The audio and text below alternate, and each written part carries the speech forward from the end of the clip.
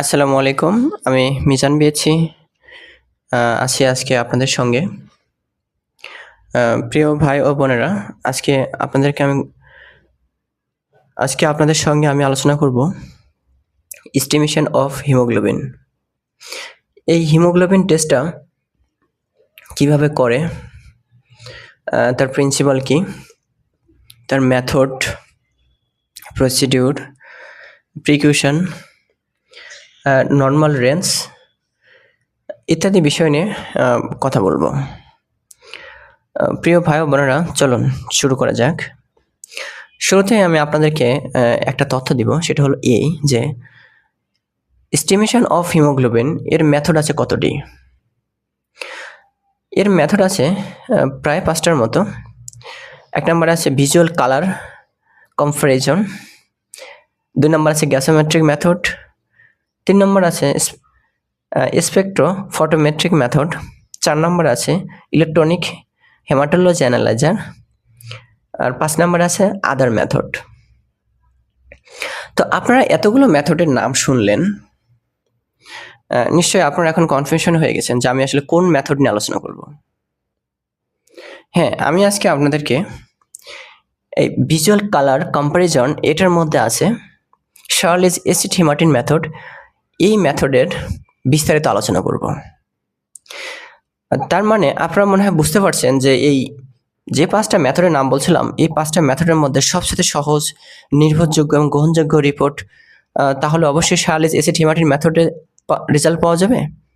আসলে আপনাদের ধারণাটা ভুল ভাই ও বোনেরা, এটা সম্পূর্ণ ভুল ধারণা। এতগুলো মেথডের মধ্যে সবচেয়ে নির্ভরযোগ্য এবং গ্রহণযোগ্য রিপোর্ট দেওয়া হচ্ছে সাইন ম্যাথ হিমোগ্লোবিন মেথডে। এছাড়া বাকি যে মেথডগুলো আছে এগুলোর একটাও তো নির্ভরযোগ্য এবং গ্রহণযোগ্য রিপোর্ট দেয় না। তাহলে আমরা শার্লিজ এসিড হেমাটিন মেথড এটার কথা কেন বলতেছি, এটার সুবিধা কি বা ওটা অসুবিধা কি? এতগুলো মেথডের মধ্যে এই মেথডের রেজাল্টও নির্ভরযোগ্য গ্রহণযোগ্য নয়, তারপর আমরা এই মেথড নিয়ে কেন কথা বলতেছি?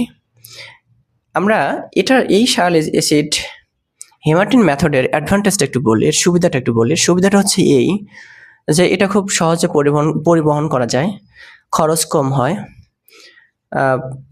এবং মোটামুটি ভালো রেজাল্ট দেয়। একবারে যে খারাপ রেজাল্ট দেয় বিষয়টা এমন নয়। এটার অসুবিধা কি তাহলে? এটার অসুবিধা হচ্ছে এই, মানে যার চোখের পাওয়ার যেরকম, যেভাবে দেখে ঠিক সেভাবেই রেজাল্টটা দিয়ে দেয়, এটাই হচ্ছে অসুবিধা। তাহলে আমরা শার্লিজ এসিড হেমাটিন মেথড এই পদ্ধতিটা নিয়ে কথা বলা শুরু করি। আচ্ছা, আমরা হিমোগ্লোবিন কেন করব? আমরা হিমোগ্লোবিন করব এই কারণে, টু ডায়াগনোসিস অফ অ্যানিমিয়া। ওকে, এবার শার্লিজ এসিড হেমাটিন মেথড যেটা, এই মেথডের মধ্যে এসিড হিমাটিন এই কথাটার মধ্যেই পুরো প্রসিডিউরটা আছে ভাই বোনেরা। কিভাবে আছে চলুন কথা বলতে বলতে আপনাদেরকে আমি এটা বোঝানোর চেষ্টা করব। প্রথমত হচ্ছে এই টেস্ট করার জন্য আমার কি ইনস্ট্রুমেন্ট লাগবে, সেই ইনস্ট্রুমেন্ট একটু কথা বলি। আমার শুরুতেই লাগবে হচ্ছে কালার ম্যাচিং বক্স অথবা কম্পারেটর। দ্বিতীয় লাগবে হচ্ছে হিমোগ্লোবিন টিউব। হিমোগ্লোবিন টিউবটা কি? হিমোগ্লোবিন টিউবের কথা যদি বলতে যাই তাহলে একটু গল্প বলতে হবে। সেই গল্পটা হচ্ছে এরকম যে হিমোগ্লোবিন টিউবটা কিন্তু একটা গ্র্যাজুয়েট মার্কিং টিউব। এর এক পাশে আছে গ্রাম পার ডিএল, আর এক পাশে আছে পার্সেন্টেজ। যে পাশে আছে পার্সেন্টেজ সে পাশটাতে মার্কিং করা আছে 160%, আর যে পাশে আছে গ্রাম পার ডিএল সে পাশে কিন্তু আছে 24 গ্রাম পার ডেসিলিটার বা ডিএল। এরপরে আসি হিমোগ্লোবিন পিপেটের কথা। হিমোগ্লোবিন পিপেট এটা হচ্ছে গ্র্যাজুয়েট মার্কিং, এটাও কিন্তু 20 মাইক্রোলিটার পর্যন্ত মার্কিং করা আছে। এরপরে গ্লাস স্টার্নার লাগবে, তারপরে পাস্টোরের পিপেট লাগবে। শেষ, ইনস্ট্রুমেন্ট মোটামুটি শেষ। এরপরে আমরা আসি হচ্ছে রিয়েজেন্ট। আমার এই টেস্ট করতে কি কি রিয়েজেন্ট প্রয়োজন আছে? আমার এই টেস্ট করতে করতে ফার্স্টে যে রিয়েজেন্ট আমার প্রয়োজন হবে সেই রিয়েজেন্টের নাম হচ্ছে ইনডিভিডেন্ট হাইড্রোক্লোরিক অ্যাসিড অথবা HCl, আর লাগবে হচ্ছে ডিস্টিল ওয়াটার। ওকে, তাহলে এবার আমরা প্রসিডিউর শুরু করা যাক। প্রথমে আমি কালার ম্যাচিং বক্সের মধ্যে হিমোগ্লোবিন টিউব রাখবো। এবার উক্ত হিমোগ্লোবিন টিউবে যে পাশে পার্সেন্টেজ আছে সেই পাশের 20 মার্কস পর্যন্ত বা 20 দাগ পর্যন্ত আমি N/10 HCl নেব। এরপরে আমার কি লাগবে? স্যাম্পল লাগবে। স্যাম্পলটা কিন্তু অবশ্যই আমাদের হোল ব্লাড নিতে হবে অথবা ভিনাস ব্লাড নিতে হবে। তো আমরা হিমোগ্লোবিন পিপেটের সাহায্যে 20 মাইক্রোলিটার ভিনাস ব্লাড বা হোল ব্লাড নিব। হিমোগ্লোবিন পিপেটের সাহায্যে যে আমরা 20 মাইক্রোলিটার ব্লাড উঠালাম, ব্লাড উঠানোর পরে কিন্তু অবশ্যই টিস্যু দিয়ে হিমোগ্লোবিন পিপেটটা মুছে দিতে হবে, কারণ এখানে আমার হিসাব কিন্তু সূক্ষ্ম হিসাব। কারণ দেখেন আমার প্রয়োজন হচ্ছে কত? 20 মাইক্রোলিটার ব্লাড। ওর গায়ের সঙ্গে কিন্তু আরও হয়তো 2, 4, 5 মাইক্রোলিটার ব্লাড লেগেও থাকতে পারে। এই জন্য আমরা অবশ্যই হিমোগ্লোবিন পিপেটে যখন ব্লাড উঠাবো তখন অবশ্যই একটু টিস্যু বা কটন দিয়ে একটু মুছে নিব। এরপরে হিমোগ্লোবিন টিউবের মধ্যে আমি 20 মাইক্রোলিটার ব্লাড ড্র করব। ড্র করার পর স্টারার দিয়ে খুব সুন্দর এবং ভালোভাবে মিক্সিং করব। মিক্সিং করে কালার ম্যাচিং বক্সের মধ্যে 5 থেকে 10 মিনিট আমি রাখবো।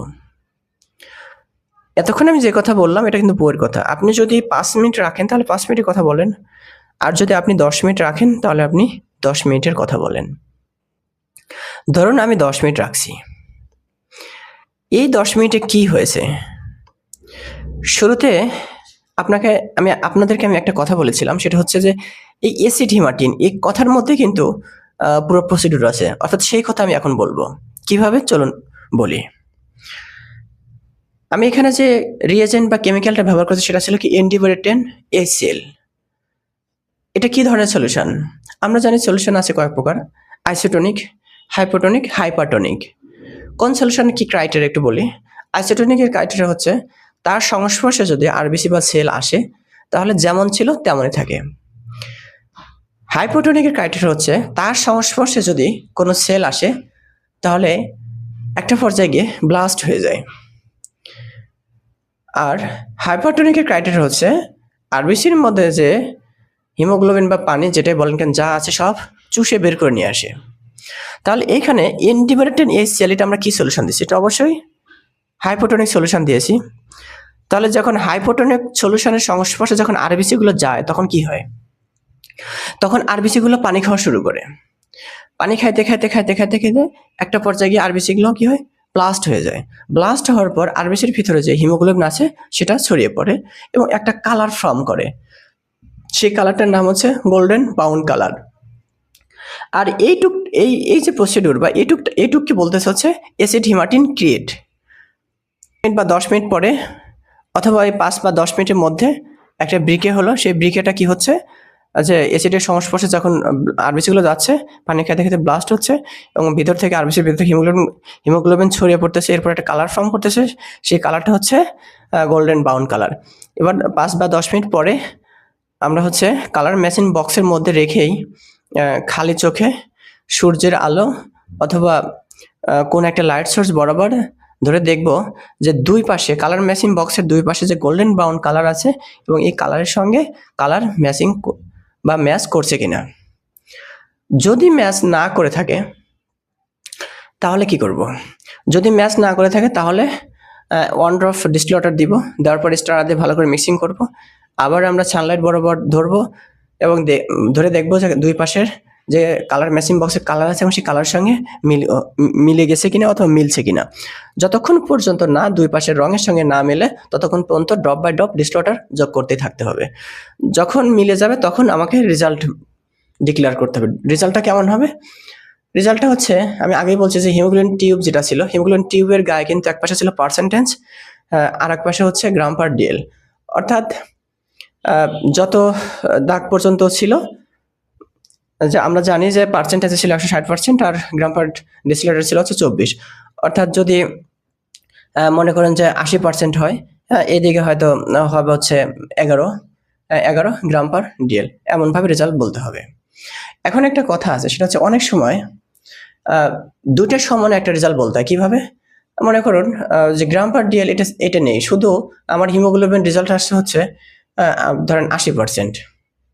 অথবা 100%। এখন আমি যদি কোনো মানুষকে বলি যে আপনার হিমোগ্লোবিন আসছে হচ্ছে 80% অথবা 100%, তখন কিন্তু সে বুঝতে পারবে না, কারণ আমরা বা আমাদের এখানকার মানুষগুলো কিন্তু অধিকাংশই গ্রাম পার ডেসিলিটারে হিমোগ্লোবিনের সাথে অভ্যস্ত, পার্সেন্টেজের সঙ্গে কিন্তু অতটা অভ্যস্ত নয়। সেক্ষেত্রে আমরা কি করব? সেক্ষেত্রে একটা ঐকিক অঙ্ক আছে। অঙ্কটা হচ্ছে এরকম যে 100%-এ আসে 14.8 গ্রাম পার ডেসিলিটার, একে কত, আর হচ্ছে আপনার যত পার্সেন্ট এখানে আসছে তত পার্সেন্টে কত, হিসাব নিকাশ করে যা আসবে সেটা হচ্ছে আপনার গ্রাম পার ডেসিলিটারের রেজাল্ট। নর্মাল, এরপর আছে নর্মাল রেঞ্জ। মেল হচ্ছে 12 থেকে 16, ফিমেল হচ্ছে 10 থেকে 14, আর বাচ্চাদের সম্ভবত 16 থেকে 23 গ্রাম পার ডিএল।